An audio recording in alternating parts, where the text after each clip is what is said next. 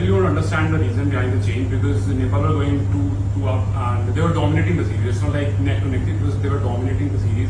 Today you made 3 changes. What was the main reason behind it? Was it like we won the series, let's give something try, let's go for our experimental change? Because earlier I was listening to Stuart Law, he said it's a good headache to have a lot of players in your team, in-form player, but we cannot play everyone. So is it just giving chance to players who didn't get chance in earlier matches, or because we have a World Cup qualifier, right? So players who haven't played yet, is it just to give them a chance, or you were just trying something new? Because Kushal Malla as an opener, we saw a lot of changes today. What was the main reason behind it? The main reason was to give game time to all the players, especially when you walk into qualifiers. Everyone needs to have a game time, especially the 3 players which didn't get a game time. So it should not be new for them suddenly walking into if someone gets unable for the unfit, he is unfit. So I think they should be very ready for the game. So that was the reason to give game to them. So just give it a game time left. Yeah. Because you removed Asif, he used to say then you give Kushal Malla opening, so tough call. Yeah, just to give game time to all of them. Series जीत को लागि congratulations हैन. सुरु से आजको खेलबाट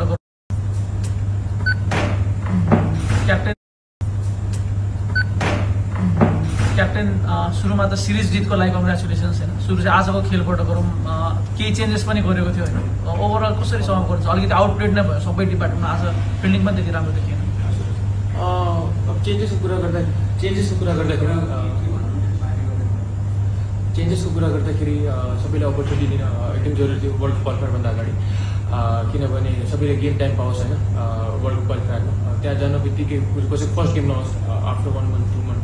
so त्यो प्लानले सबैलाई opportunity दिएको. अब आउटप्लेडको कुरा गर्दाखेरि आई थिङ्क दुईटै ओपनरले एकदम राम्रो खेल्यो होइन. दे टुक देयर रिस्क र तिनीहरू रिवार्ड पनि पाए त्यही हिसाबले. ब्याटिङमा आई थिङ्क विनेस पार्टनरसिप होइन, जुन हाम्रो स्ट्रेन्थ थियो लास्ट 2 गेम्समा त्यो चाहिँ इन्भेस्ट गऱ्यौँ. स्पेसली जुन रोटेसन थियो, रोटेसन अफ स्ट्राइक त्यहाँ चाहिँ हामी बढी नै इन्भेस्ट गऱ्यौँ. रेगुलर इन्टरभल्समा विकेट दियौँ. सो आई थिङ्क त्यो चाहिँ रिजन छ जहाँ चाहिँ कोल्याप्स भयो 123. 123 चाहिँ अलिकति कम टोटल भएर पनि त्यो बलिङमा चाहिँ हुन्छ नि, हामीले अब अलिकति त्यो डिफेन्ड गर्न टोटल नपुगेर चाहिँ अलिकति होपलेस जस्तो पनि देखियो. त्यो फिल्डमा पनि त्यो अलिकति ब्याड लक पनि थियो होइन सँगसँगै. तर त्यो चाहिँ टोटल कम भएर पनि अलिकति डाउन भएको थियो. होइन, एफर्टमा चाहिँ कुनै पनि कमी थिएन जस्तो लाग्छ मलाई होइन. अब रिजल्ट नआएपछि त्यो देखिन्छ होइन, बट स्टिल हामीले 123 डिफेन्ड गर्छ भनेर गएको ग्राउन्डमा त्यो चाहिँ हुन पाएन. अपर्च्युनिटिजहरू पनि क्रिएट भएको थियो जहाँ चाहिँ मिस गर्न पुग्यौँ. तर यो गेम्सहरूमा हुन्छ, बट स्टिल यहाँदेखि कसरी कमब्याक गर्ने त्यो चाहिँ एकदम इम्पोर्टेन्ट कुरा हो. ओभरअल हेर्दा चाहिँ अब 2-1 विन होइन. अब तपाईँको क्याप्टेन्सीमा हामीले धेरै सक्सेसहरू पाएको छौँ. तर यो सक्सेसले चाहिँ कहाँनिर राख्नुहुन्छ? पहिलोपटक चाहिँ टेस्ट नेसनलाई हराउने मात्र होइन, सिरिज पनि जित्न सफल भइरहेको छ. यो टपमै राख्छु, किनभने फर्स्ट टाइम बायोलेटर सिरिज खेलिरहेछ भने वेस्ट इन्डिजसँग, जसको हिस्ट्री चाहिँ एकदम स्ट्रङ छ होइन क्रिकेटिङ वर्ल्डमा. यसलाई चाहिँ टपमै राख्छु.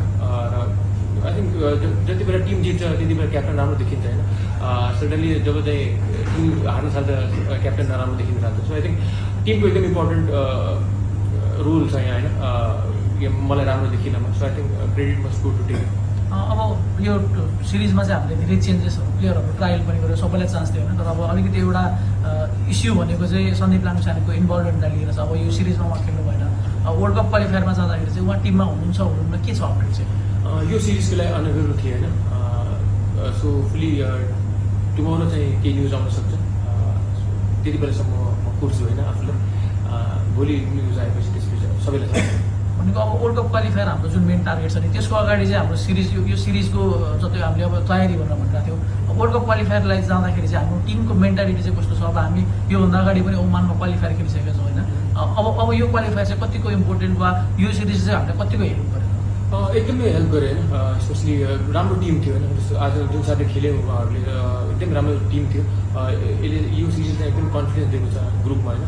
र पास्टमा के भयो भने ओमानमा त्यो चाहिँ मलाई लाग्दैन त्यो फ्याक्टर म्याटर गर्छ होइन हाम्रो बढी. अब चाहिँ के गर्छ भने त्यो एकदम इम्पोर्टेन्ट कुरा हो हाम्रो लागि. So I think preparation wise well prepared छ भने लास्ट स्कटल्यान्ड सिरिजदेखि लिएर अस्ट्रेलिया सिओईमा जुन हामीले हार्डवर्क पुटिङ गऱ्यौँ. सो आई थिङ्क सबै समराइज गर्दाखेरि 2-3 मन्थमा I think we are well prepared. अब चाहिँ अब जति पनि प्रिपेरेसन भयो त्यहाँ एक्जिक्युसनको पार्ट आउँछ अक्टोबरमा 1 मा. So I think we are well prepared.